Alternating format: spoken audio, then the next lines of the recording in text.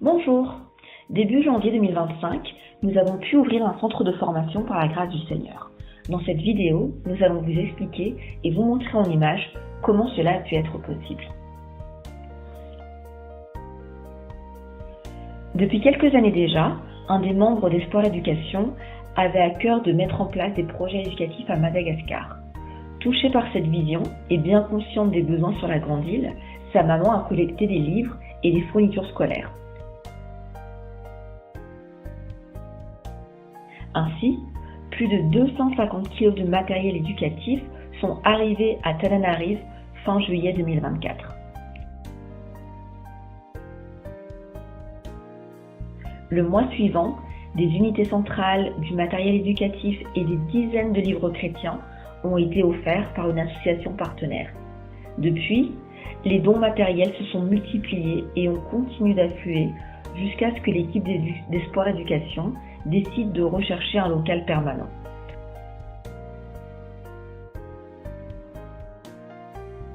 En effet, depuis avril 2024, une salle de classe était louée en partenariat avec une association locale pour des cours de langue et de couture 2 jours par semaine. Mais ce lieu ne permettait ni le stockage du matériel, ni le développement des activités. Après quelques visites, nous avons trouvé les locaux de Manzakaray.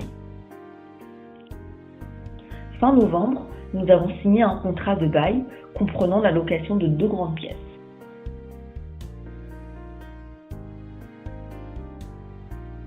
Rapidement, nous avons commencé le processus d'aménagement des lieux avec le rafraîchissement des murs, les travaux liés à l'électricité, la fabrication des tables, la sécurisation des lieux et finalement l'installation.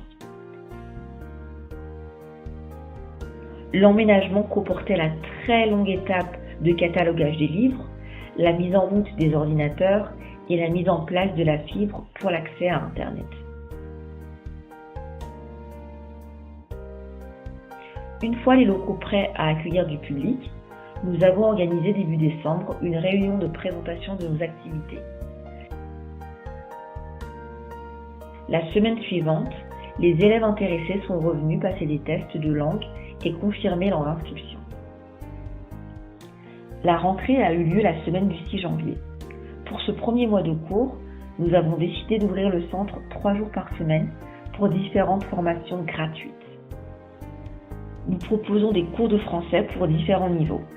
Il est important de préciser que même si le français est la 2e langue officielle à Madagascar, sa maîtrise est fragile pour beaucoup de personnes, alors que cela reste une compétence essentielle sur le marché de l'emploi.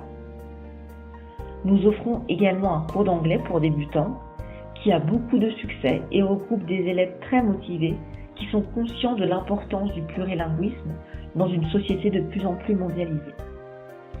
3 jours par semaine, il y a aussi des cours d'informatique qui sont possibles grâce aux 4 ordinateurs offerts.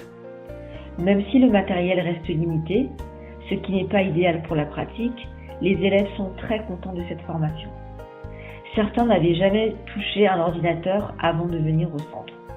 En tout cas, on bénit le Seigneur et nous croyons qu'il continuera de pourvoir afin de développer notre modeste parc informatique. Tous les élèves ont la possibilité de bénéficier de séances d'accompagnement.